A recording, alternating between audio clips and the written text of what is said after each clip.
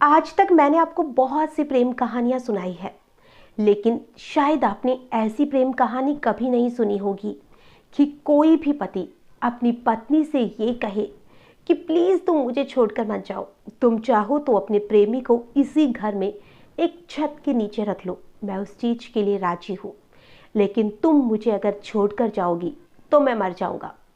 और फिर पत्नी इस चीज़ के लिए राजी हो जाती है और एक ही छत के नीचे उसका प्रेमी, उसका पति, वो खुद और उसकी एक 4 साल की बेटी, सभी लोग रहने लग जाते हैं।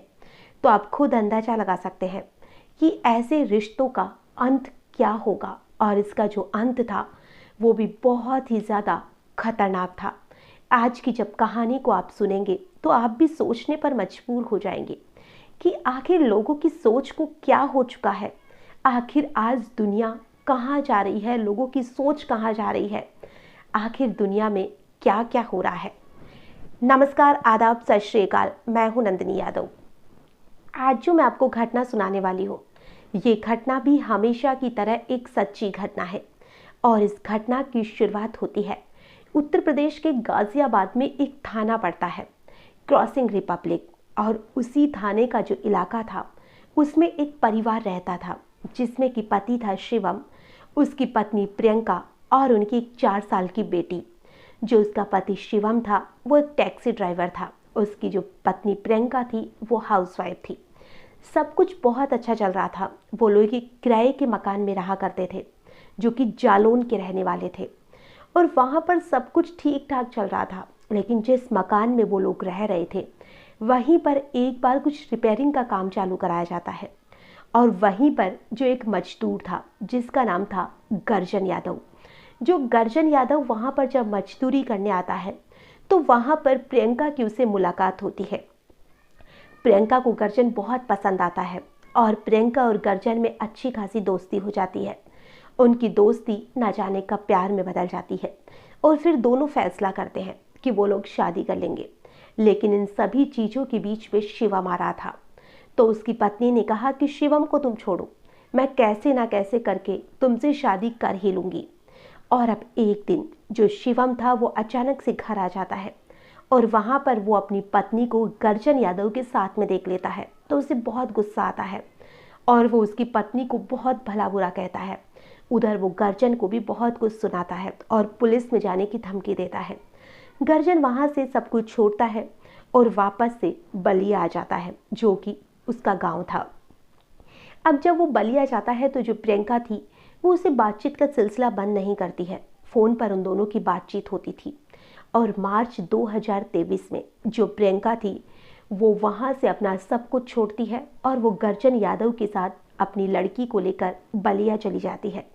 और वहाँ पर वो लोग सबको कह देते हैं कि इन लोगों ने शादी कर रखी है।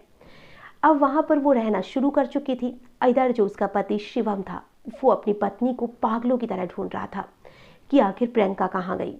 फिर उसे पता चलता है कि जो प्रियंका है वो हो सकता है अपने प्रेमी के पास बलिया चली गई हो, क्योंकि वो जानता था कि वो बलिया का रहने वाला है।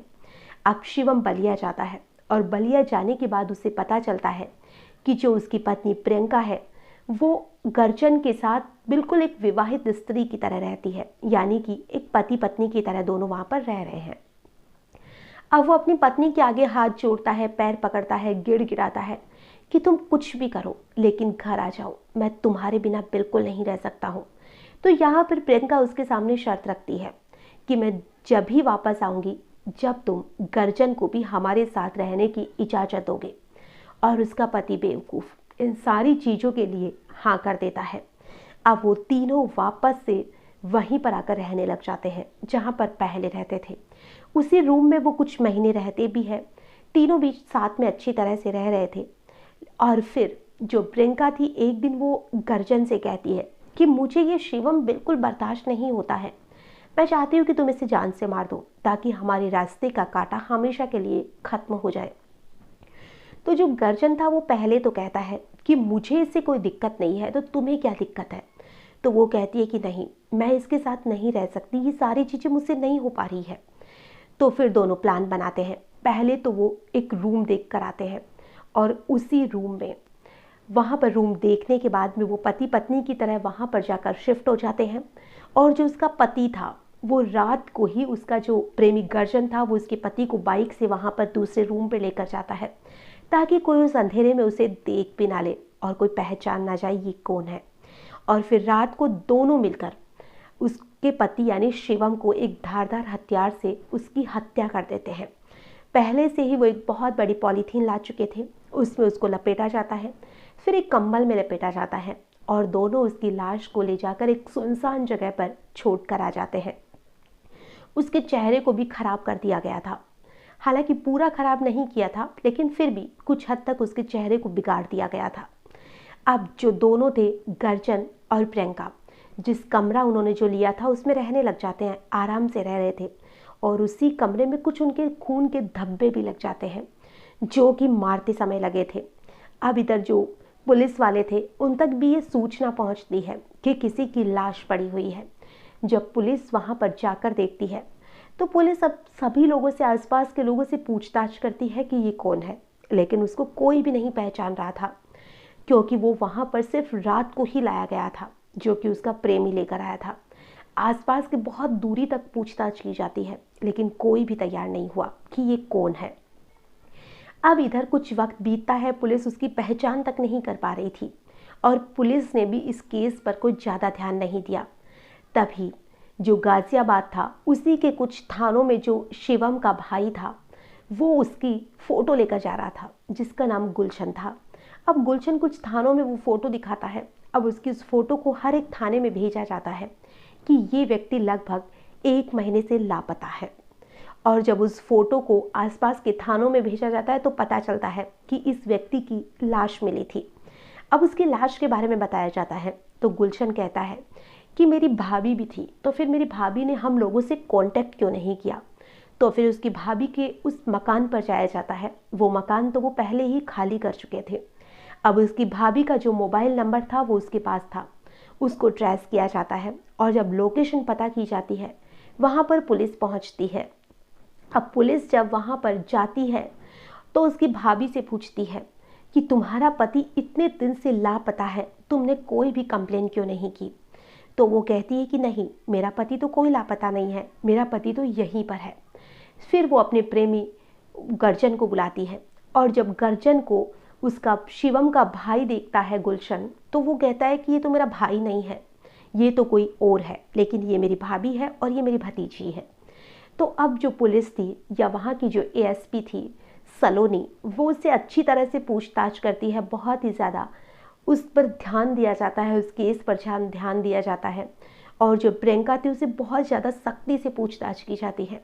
तो जो प्रियंका थी वो सारी चीज़ें बता देती है कि उन दोनों ने मिलकर उसके पति की हत्या कर दी थी। और फिर ये भी चीज़ सामने आती है कि जो उसका पति शिवम था उसने पहले भी हेमू नाम की एक लड़की से शादी की थी और उसके 2 बच्चे थे, जिसको उन्होंने प्रियंका के चक्कर में छोड़ दिया था।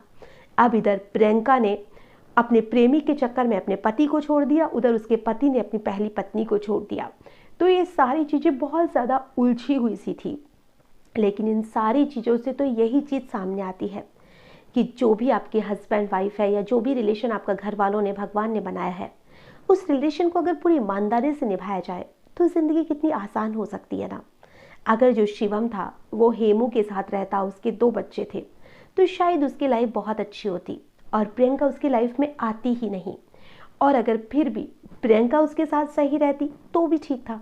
उनकी लाइफ में अगर उसका प्रेमी नहीं आता तो उनकी लाइफ भी अच्छी खासी थी। लेकिन ये रिलेशन बहुत ज़्यादा उलझ कर रह गए थे। यहाँ पर दूसरे को उसकी वाइफ पसंद थी, उसके पति को उसकी थी, उसकी, ये सारा केस बहुत ज़्यादा उलझा हुआ था। और इन सारी चीज़ों से तो हमें यही सीखने को मिलता है कि जो रिलेशन है उस रिलेशन को अगर हम ईमानदारी से निभाएंगे तो ये रिलेशन, ये ज़िंदगी बहुत आसानी से कट जाएगी। और इन रिश्तों को हम जितना ज़्यादा उलझाने की कोशिश करेंगे उतने ही ज़्यादा हम इन चीज़ों में उलझ कर रह जाएंगे। आज की जो कहानी है इसमें बस इतना ही। फिर मिलेंगे किसी नई घटना के साथ। तब तक के लिए नमस्कार।